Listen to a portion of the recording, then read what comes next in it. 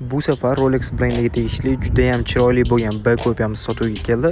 Videoning oxirida narxini aytib o'taman. Boshqa brendlar emas, aynan Rolex brendiga tegishli B kopiyalarni dizayni chiroylilari hozirgi kunda anchagina kamayib ketgan. Shularning orasida yana bitta o'zimga yoqqan modeli keldi. Bu soatda dizayni o'zidan oldin kelgan B kopiyalardan ancha chiroyli deb ayta olaman. Xo'p, Rolex Datejust modeli B kopiya.